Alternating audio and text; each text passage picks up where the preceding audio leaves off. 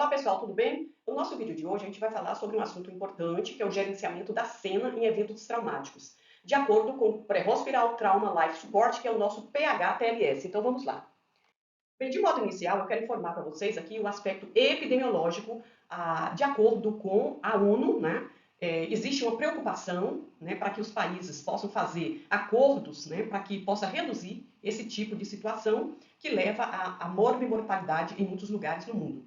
Em 2010, a ONU ela lançou uma campanha denominada de Primeira Década de Ação pela Segurança do Trânsito, e ela fez a convocação de países, né, para adotar medidas para redução em 50% da mortalidade até 2020.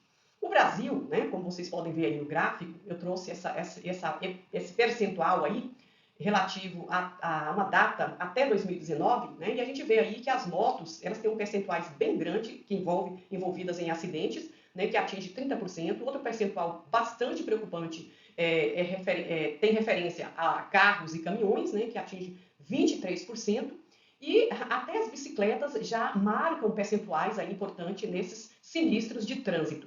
Bem, de acordo com o Instituto de Pesquisa Econômica e Aplicada, o IPEA, a taxa de mortalidade por 100 mil habitantes aumentou em 2,3 e foram mais de 390 mil óbitos envolvendo acidentes de trânsito no Brasil. Bem, e o PHTLS, né, nesse módulo aí, 5, onde fala do gerenciamento da cena, do atendimento pré-hospitalar a eventos traumáticos, ele marca a sua importância, né, porque é um conhecimento de fundamental relevância para garantir a segurança do socorrista e a eficiência do atendimento às vítimas. Ele aborda também os principais procedimentos e protocolos para assegurar o controle sobre o cenário antes de qualquer intervenção.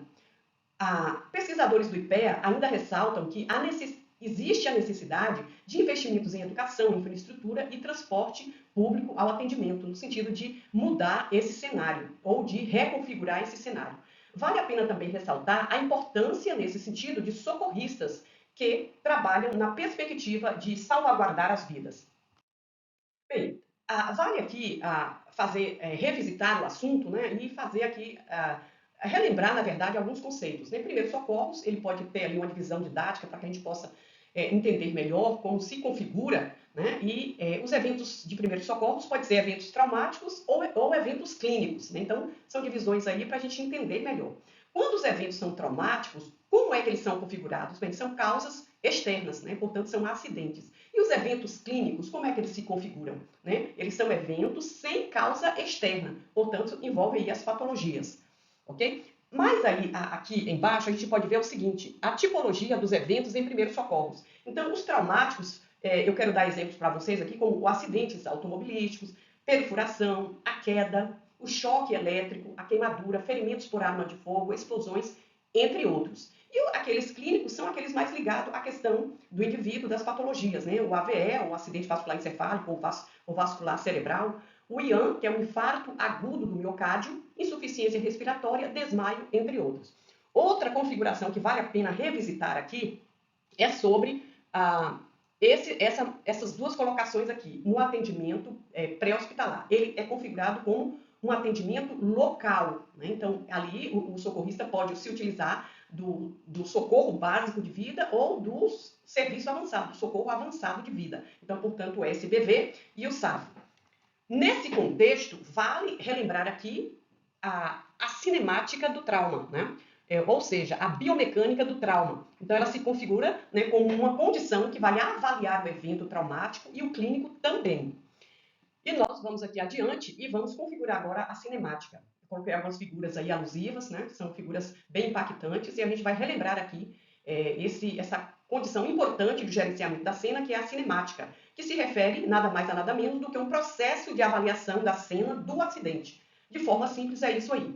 Vai envolver a segurança da cena, né? Vai proporcionar que o socorrista faça um diagnóstico precoce das lesões, das condições traumáticas, vai entender a energia, é importante a pessoa que estuda cinemática entender a energia, ou seja, a força que atua para causar o trauma, e determinar lesões e estimar também a gravidade. É importante, e eu quero ressaltar, a questão da postura ou atitude do socorrista. Ele deve ser um indivíduo que tem cautela, calma e bom senso. não se colocar em risco e usar o equipamento de proteção individual, usar o paramento adequado para fazer os devidos atendimentos. Também identificar potenciais riscos, ter a expertise de identificação de risco da cena do trauma e também, obviamente, chamar os serviços de emergência, como a polícia e o corpo de bombeiro. O manual também traz para a gente a seguinte condição: como é que a gente vai avaliar a cena do acidente? De forma rápida aqui, vai identificar os riscos ao socorrista e também à vítima e outros envolvidos. Por exemplo, como uma explosão, um atropelamento. Vai verificar também o número de vítimas, a idade, o estado de consciência das vítimas e a ação imediata, que é sinalizar, né, o local e afastar os curiosos, ligar para os serviços de emergência também.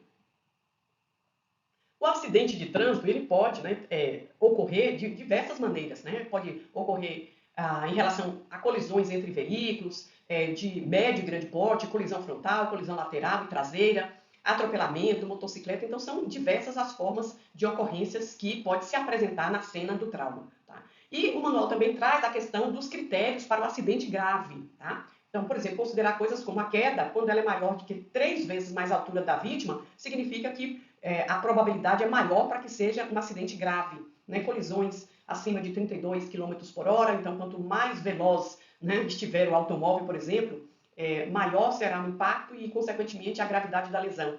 E também considerar, por exemplo, na ocorrência do acidente, né, houve ejeção da vítima, né, sem o uso do cinto de segurança, houve danos severos ao veículo ou a morte dos ocupantes, então são todas as condições que devem ser consideradas de acordo com o manual.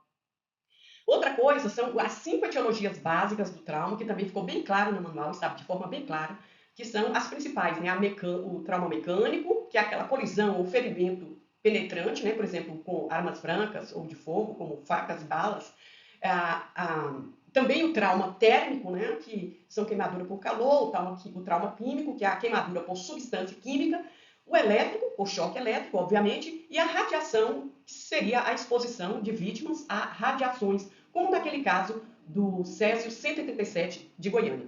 Outro resumo que nos traz aqui essa apresentação, que é importante, são as possíveis lesões em acidentes automobilísticos, que ela pode ser, né, como eu já citei antes, naquele quadro, uma colisão frontal, a probabilidade é que ocorra, né, na vítima fraturas da coluna cervical, quadril, pneumotórax. Uma colisão lateral, a maior probabilidade é que ocorra fraturas de clavícula, coluna e pelve, né, e ainda fazer a compressão de órgãos. Na colisão traseira, pode ocorrer lesão por hiperextensão, aquele efeito chicote que vocês já bem conhecem, e também o capotamento. Esse capotamento, obviamente, que a probabilidade é que ocorra aí o politraumatizado, né, além das lesões internas. Então, vamos lá. E aqui eu tenho um aviso importante, né, que se refere às fases do evento traumático. Né? No pré-evento, antes de acontecer, as condições, deve ser reconhecida qual era a condição, né, que levou ao acidente, ou condições que levaram àquele trauma. Né? Por exemplo, como pessoas embriagadas, etilistas, né, usuários aí de álcool, ou drogas, etc. Então, fazer o reconhecimento pré-evento. E também, durante o evento, que é aquele momento realmente do impacto, como a gente vem trabalhando aí na perspectiva da biomecânica. É o momento do impacto entre o objeto, né, e a vítima, e a colisão e impactos também dos órgãos internos. E a fase do pós-evento, né, que são as lesões causadas pela absorção da energia do impacto. Bem, resumindo tudo, pessoal, vamos ver aqui. Cinemática estuda o mecanismo da lesão no contexto do trauma. Ela é preditiva, ela tem essa característica preditiva, né, do tipo de lesão com base no impacto, né, ou força envolvida, e ela considera 3 fases principais. Primeiro, o impacto do veículo no objeto. Ele parou, né, subitamente, né, ou sofreu, né, uma desaceleração paulatina. Tudo isso tem que ser considerado, né, o impacto do veículo ou do objeto.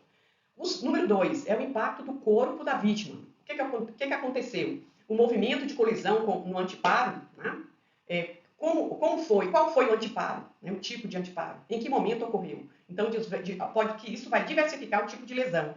E o número 3 é o impacto sobre os órgãos internos, né? Que deve ser considerado de forma muito criteriosa, né? Pois, após a parada dos órgãos internos, na verdade, após a parada do impacto do veículo, né? Os órgãos internos, eles continuam em movimento até colidir com uma estrutura densa, que seria, por exemplo, a parede torácica, né? Aqui, e as costelas, né?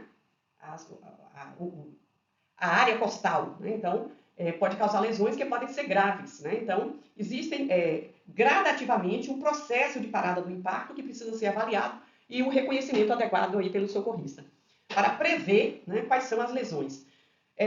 Bem, finalizando aqui, quero concluir, né, de acordo com o manual, que a cinemática do trauma, ela avalia como as forças atuam sobre o corpo e ajuda a prever lesões em diferentes acidentes. E também auxilia o socorrista a identificar possíveis lesões não imediatamente visíveis aos olhos, né? Por exemplo, como hemorragia interna, lesões cerebrais, etc. E também auxilia para que ele possa triar e orientar na decisão do transporte da vítima ao serviço especializado. Pessoal, então é isso, nós concluímos por aqui nosso resumo sobre a cinemática do trauma. Até